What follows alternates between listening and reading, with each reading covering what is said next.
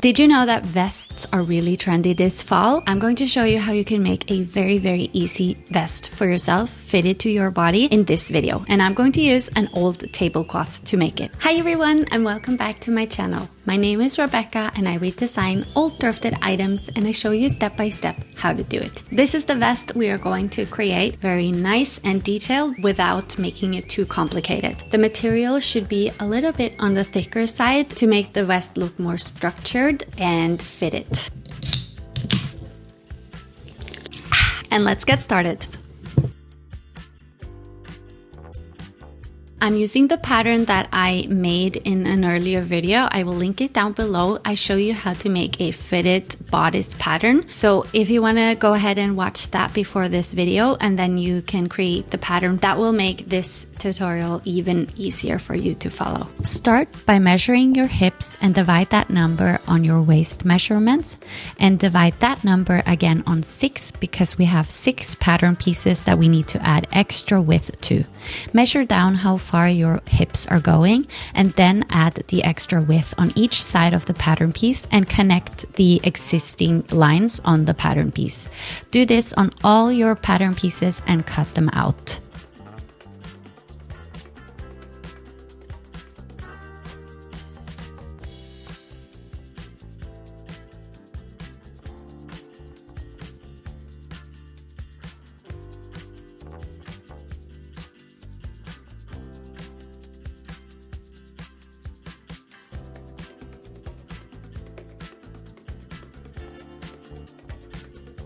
Next, you can go ahead and cut out those pattern pieces in the outer fabric and also in some lining fabric. Here, I'm just using a bed sheet, and then I cut out 2 pieces of rectangles that measures about 8 centimeters one way and 12 centimeters one way.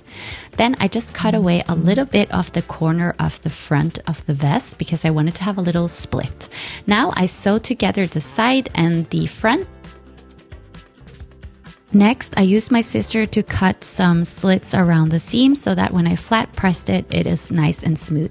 Then I sewed together the darts in the back, and I did this on the outer fabric and also in the lining fabric.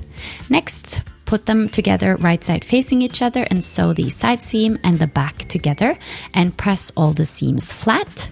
And now you can go ahead and sew those 2 squares together and leaving a little gap so that you can turn them around and cut away those corners so you can make it sharp and nice when you turn it around.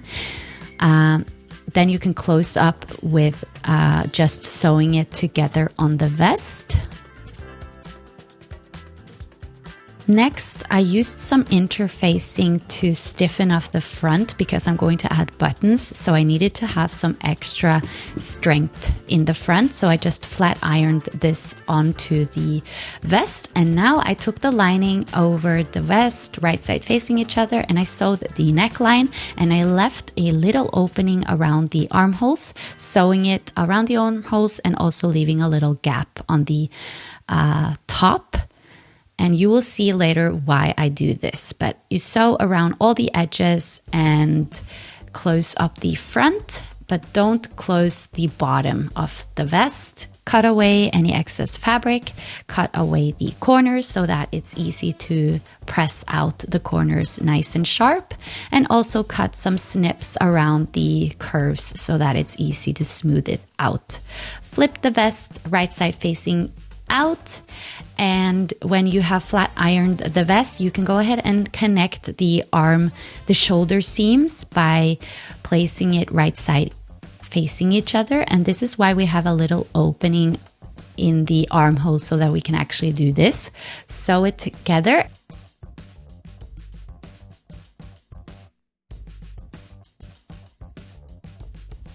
Or fold the seam over so that you can sew together the opening on the armhole. Make sure that you press this seam very nice and open and sew together by hand.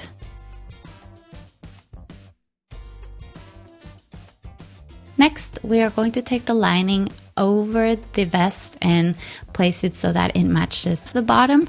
So you can sew it close and leave a little opening so that you can twist the vest around. Flip the vest right side facing out. Flat iron all the seams and also close up that opening by sewing it by hand. Now we're going to sew some decor buttons on the fake pockets. Okay, so now I have come this far that I have attached the buttons on the fake pockets, and now we're going to sew buttonholes. So I'm going to have 4 buttonholes on this vest, and I want to measure the distance between each button, and I will make a mark with a needle. So the button is measuring 2 centimeters in diameter, so I will measure down 2 centimeters from my needle, and then I will measure down 4 centimeters because that is the distance I want between each button.